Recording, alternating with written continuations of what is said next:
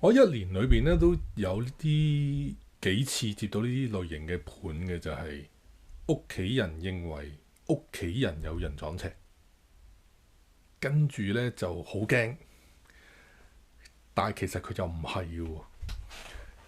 好多案例係點呢？好多案例係通常咧都係父母見到啲後生啲嘅仔女咧讀緊書啊，或者啱出嚟做嘢呢個年紀咧，佢哋突然間啲行為好怪異嘅，譬如突然間瘦啦，突然間精神恍惚啦，唔係太同人傾偈啦，自己閂埋房門啦，甚至夜晚匿埋喺廁所喊啦，呢啲嘅情況，咁咧啲父母咧就好疑神疑鬼嘅。首先我自己唔迷信嘅，邊有咁多呢啲嘢㗎？老實講，即係我認知，我見咁多，我認知嘅邊有咁多真撞邪？有冇㗎？有真撞係有嘅，但係相對少好多，俾大家嘅想像。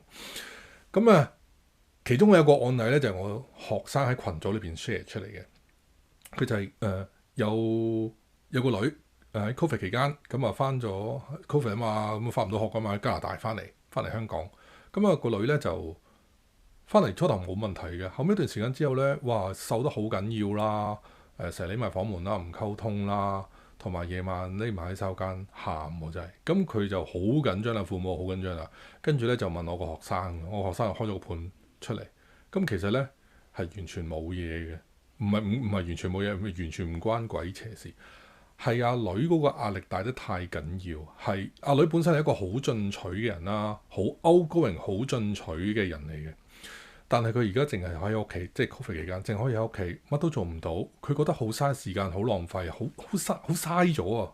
我日喺度做咩啫？我又翻唔到學，我又做唔到，乜都做唔到，個人好頹廢，好覺得自己好頹廢。另外咧一邊咧，啲父母又唔覺得咧係俾緊壓力小朋友嘅喎，唔覺得嘅喎。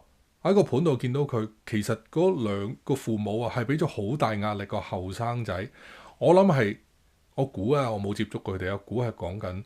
事業上啊，學業上邊，跟住將來嘅上邊咧，事業上邊咧，不斷係咁問佢。雖然問嘅時候唔係咩大壓力，只係隨口問下啫。但係喺一個咁嘅情況之下，我好進取，大家喐唔到，而你繼續係咁追問我，咪增加咗我好大壓力咯。咁後尾我話唔係喎，你放心喎、即刻同佢睇醫生啦，情緒有問題，睇咗醫生先啦。佢確實係情緒問題，後尾真係佢就睇咗精神科、情緒科醫生啦，情緒醫生啦，有關情緒嘅問題嘅醫生、治療者、輔導者啦。後尾即係確認咗佢係抑鬱嘅，就唔關其他嘅事。